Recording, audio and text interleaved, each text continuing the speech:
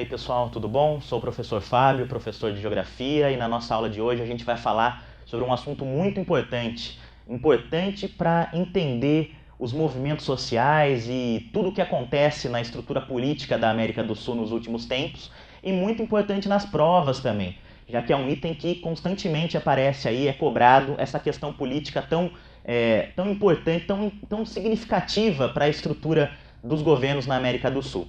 A gente vai ver que a história dos governos na América do Sul, e a gente vai começar do período da Guerra Fria até hoje, é uma história que vem acompanhada de algumas semelhanças e que nas últimas décadas vem ganhando contornos mais complexos aí, várias diferenças. No início, lá no período da Guerra Fria, onde a gente começa aqui, a América do Sul era um território ocupado, influenciado direto ou indiretamente pelos Estados Unidos. Indiretamente pela economia capitalista, por exemplo, quando os Estados Unidos instalam várias indústrias na América do Sul para criar uma relação econômica importante, e diretamente quando o próprio Estados Unidos patrocinam governos ditatoriais.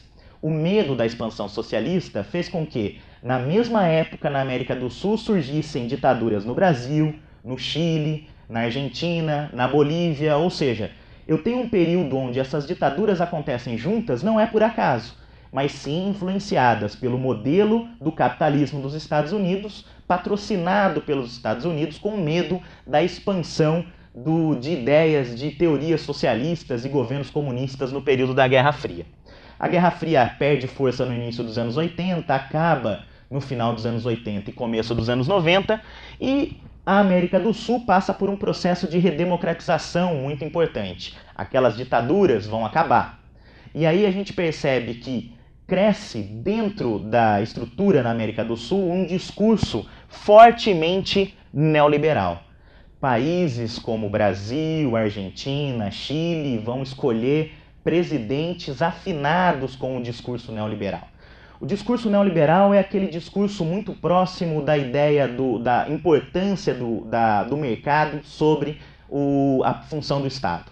Então eu tenho a presença de governos que vão pregar o Estado mínimo, que vão pregar ideologias para abrir as fronteiras para produtos de outros países. Eu tenho uma forte associação com grupos a favor da privatização. Governos associados à ideologia neoliberal crescem em vários países da América do Sul. Então acaba a influência direta daquelas ditaduras patrocinadas pelos Estados Unidos, mas curiosamente se mantém o laço econômico e político com a ideologia a favor da propriedade privada, fortemente ligada ao mercado, muitas vezes deixando o aspecto social aí em segundo plano. Países vão privatizar, abrir sua economia, criar várias estruturas aí para patrocinar a entrada de investimentos estrangeiros. E nos anos 2000, a 2010, chegando até a gente aqui, a gente tem uma complexificação desse campo político. É claro, lembrando sempre que o nosso foco aqui é o estudo, né? O nosso foco é a prova, é conseguir estudar, fazer os exercícios.